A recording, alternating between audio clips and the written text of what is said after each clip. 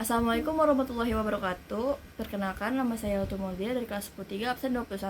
Hari ini saya akan menceritakan ulang cerpen yang saya baca yang berjudul Tiga Pasang Mata karya Vivi Diani Savitri.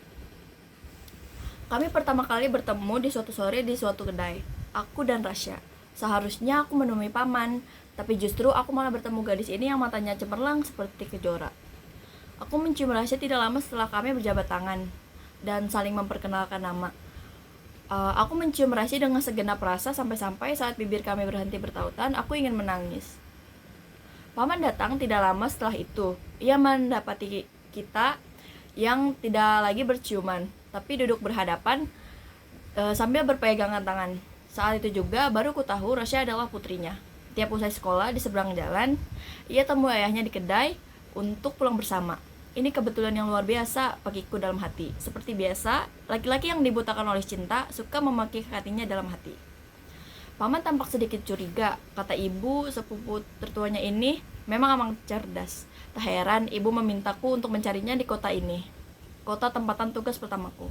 Ketika paman tiba, wajah Rasya memucat. Rasya mengalihkan pandangan dari ayahnya. Saat paman mencari jawab dengan menatapku, mataku yang meneteskan air mata tentu membuat ia tambah curiga. Pada paman ku sampaikan bahwa aku tidak lagi sekedar mencari paman yang dirindukan keluarga besar. Aku langsung mengajukan pinangan. Kegagahan paman yang tampak saat ia berderak masuk kedai membelah kumpulan orang-orang. Seiring paman diam terus-menerus seperti tertekan. Mungkin ada yang disembunyikannya. Sejak sore itu hingga 7 tahun lamanya, aku tetap berdiam di kota yang saljunya menyiksaku itu. Sesekali aku bertemu secara tidak sengaja dengan paman. Aku berkirim kabar dengan ibu yang tinggal di negeri Khatulistiwa lewat email, instant message, Skype. Aku ceritakan pada ibu tentang seorang sepupu yang hampir tidak pernah lagi ia temui. Dan tentang seseorang kemendakan yang namanya hanya ibu dengar dari kabar. Masalah ciuman yang luar biasa itu dan coba sekali-sekalinya itu tentu tidak pernah kuceritakan. Rasya yang remaja menjadi perempuan muda, kata orang. Matanya tetap seperti kejora juga, kata orang. Kami tak pernah bertemu lagi. Seperti ayahnya, Rasya menghindariku. Tapi di penghujung tahun ke-7, paman mendatangiku. Ia berkata, "Apa katamu bila kuizinkan kau menikahi anak perempuanku?" Paman tahu, aku akan menjadi suami yang terbaik bagi anak paman, jawabku saat itu terburu-buru. Namun begitulah layaknya jalan kehidupan yang penuh kelokan. Aku bukan menikahi perempuan yang telah 7 tahun mengisi hatiku. Karena yang paman bicarakan adalah Liyah, kakak perempuan Rasya. Tawaran paman tetap aku iyakan. Mengapa? Entah. Mungkin agar aku menyakiti Rasya yang selama ini menjauhiku, agar ku bisa tunjukkan bahwa aku sebagaimana ia juga sudah melupakan kita, agar sebagaimana paman sampaikan semuanya lebih layak dan elok di mata keluarga. Jika di sana Liyah yang makin tambah usia akhirnya disunting perempuan sepupunya dan tidak dilengkahi adik perempuan yang satu-satunya itu.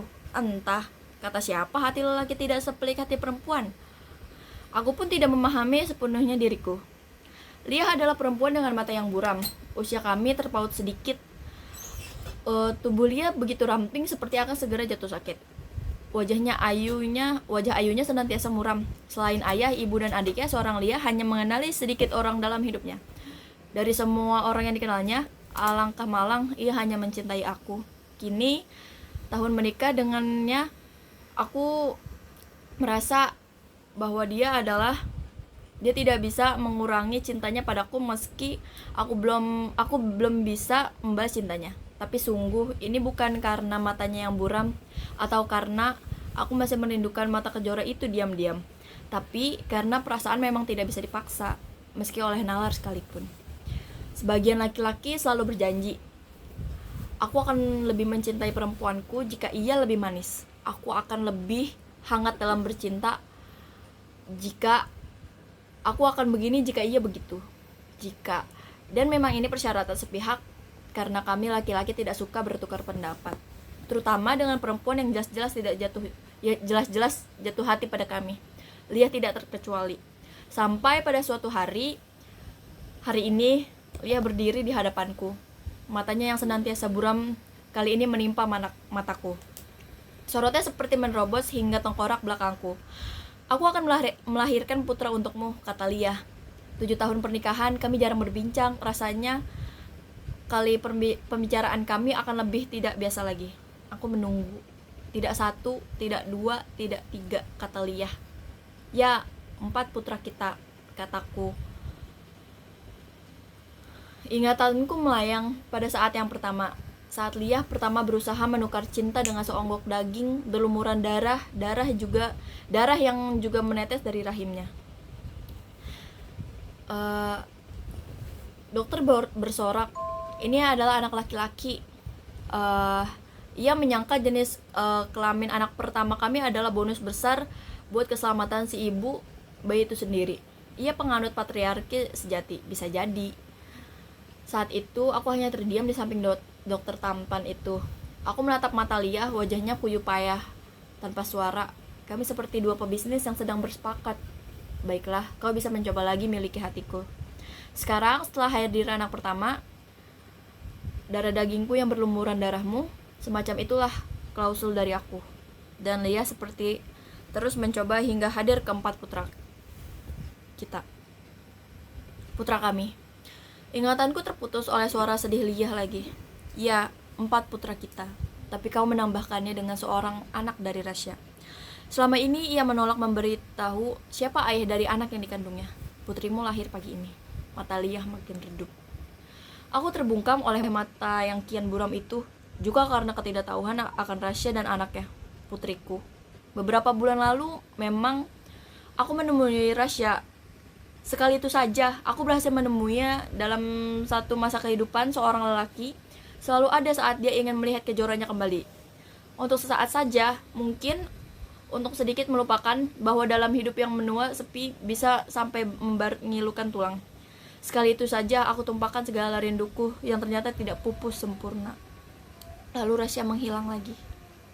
Baru kali ini kudengar kabarnya dari istriku sendiri. Mata Lia menjadi buram sempurna. Tidak akan ada lagi yang bisa menyentuh jiwanya. Lia berbalik badan meninggalkanku. Saat ini pertama ia kehilangan harap akan aku. Mataku memburam, berlinang air mata. Sekian dari saya ya, yang bisa saya sampaikan. Pesan yang bisa disampaikan dalam cerita ini adalah jangan pernah mengambil keputusan dengan cepat, karena keputusan kita harus pikirkan matang-matang, dan jangan memaksakan mencintai seseorang yang tidak kita cintai, dan hargailah perasaan orang lain. Terima kasih. Wassalamualaikum warahmatullahi wabarakatuh.